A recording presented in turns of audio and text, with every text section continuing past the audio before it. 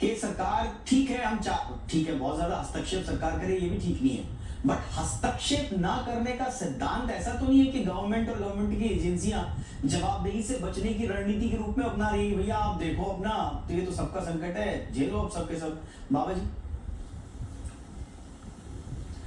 दीपक जी, बात बिल्कुल साफ है। कुछ दो चार चीजें जो गलत हो रही हैं वो हमें उनको ठीक करना बहुत जरूरी है।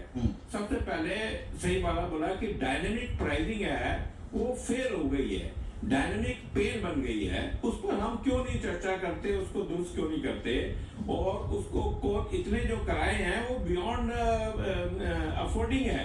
तो डायनेमिक प्राइसिंग है फेल, इस पर हमारे को करेक्शन करके कॉस्ट प्लस मॉडल लाना चाहिए और डाटा पब्लिक डोमेन में होना चाहिए।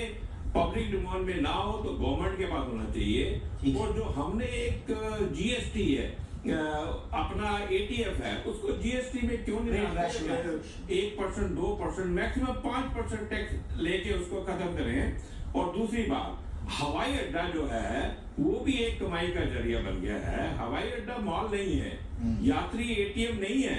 आप कुछ भी जो भी आदमी यात्री के पास है उसके पॉकेट में से पैसा निकालते रहेंगे। गवर्नमेंट ने खुद एक पॉलिसी बनाई है उड़े देश का आम नागरिक।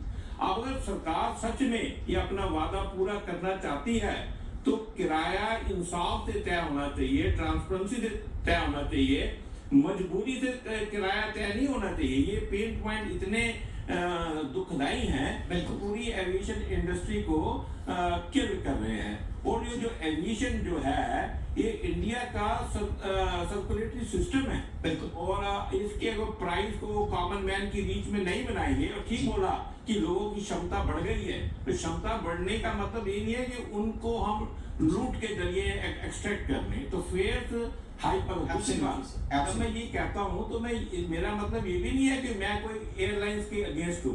हम चाहते हैं एयरलाइन प्रॉफिट करे, एविएशन को सस्टेनेबल बनाए और कंट्री आगे विकसित हो।